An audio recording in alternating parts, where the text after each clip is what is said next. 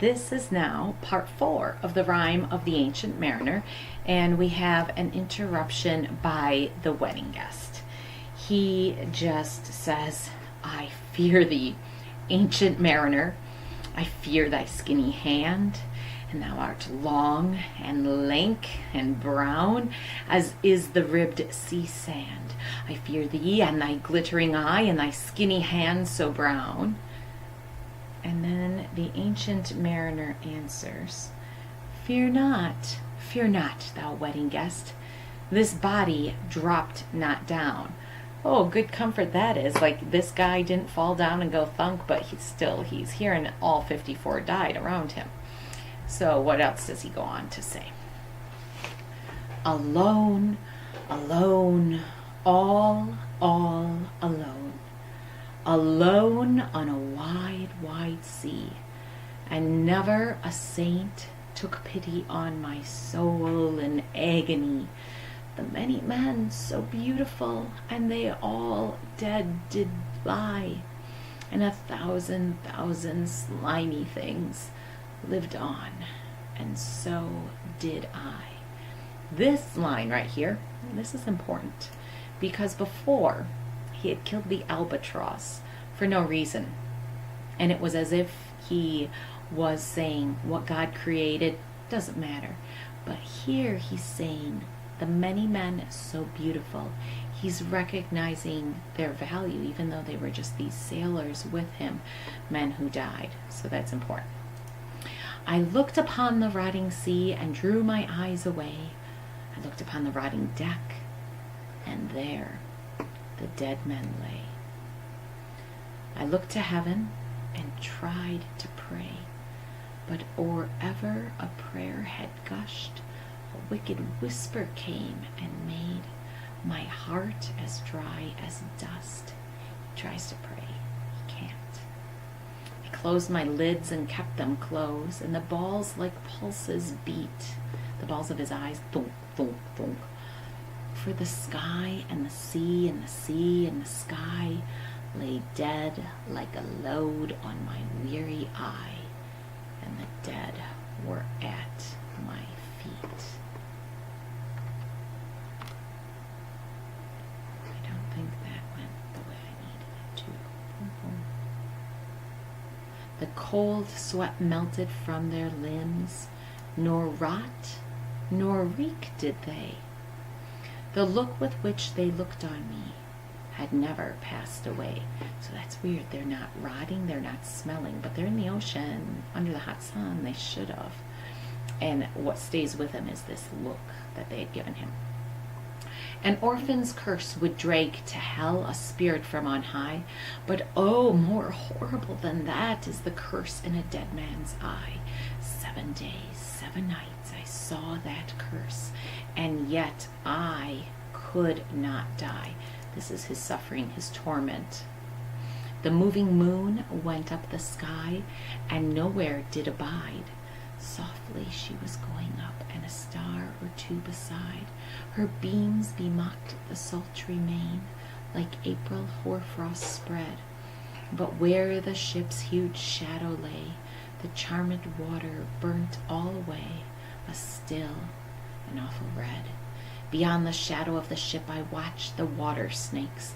They moved in tracks of shining white, and when they reared, the elfish light fell off in hoary flakes.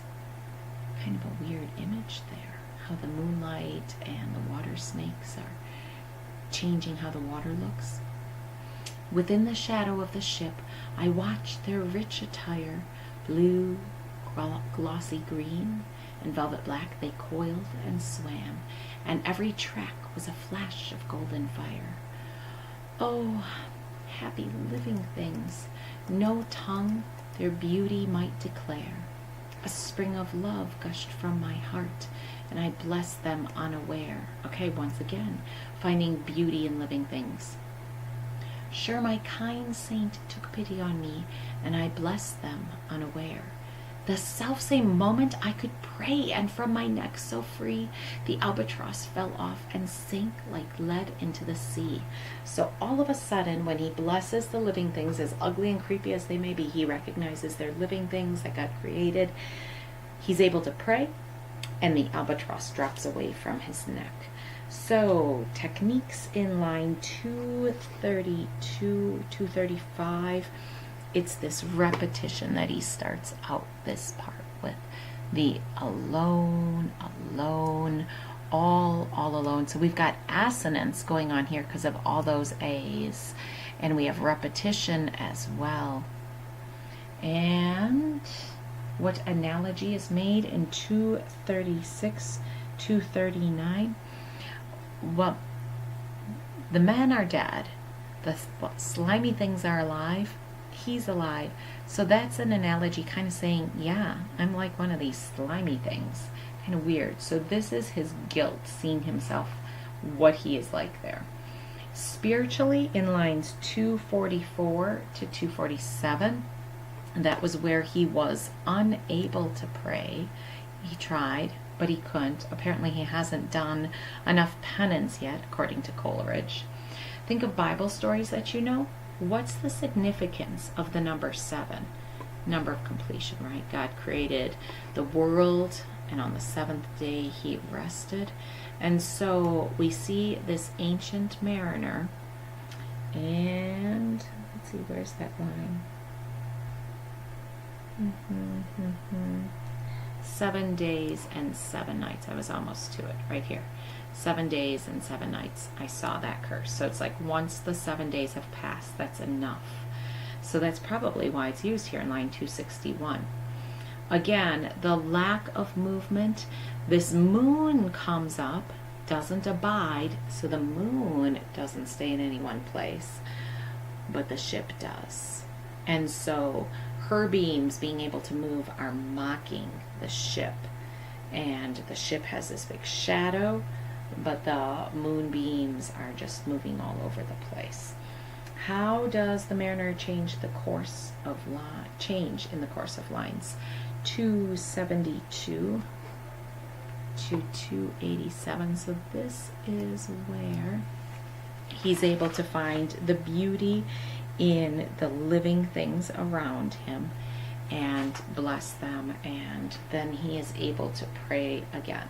And of course, the two significant things in the end here, he can pray and the albatross falls off of his neck. So recap of this: the wedding guest is afraid. He doesn't know what to make of this ancient mariner, thinks maybe he's a spirit or something. The ancient mariner says, no, I'm here. This body did not drop down. And he continues telling his story. Telling his story is going to be part of his penance. You won't really understand that clearly until the end, but that's what's going on. So he did not like the slimy creatures. He said the men were beautiful, the slimy creatures weren't. And he looks at them living and is angry that so many men died. And then at last, as this part continues and he's so lonely and watching the moon, he's able to find beauty in the slimy things, blesses them in his heart, and that's when this spell begins to break.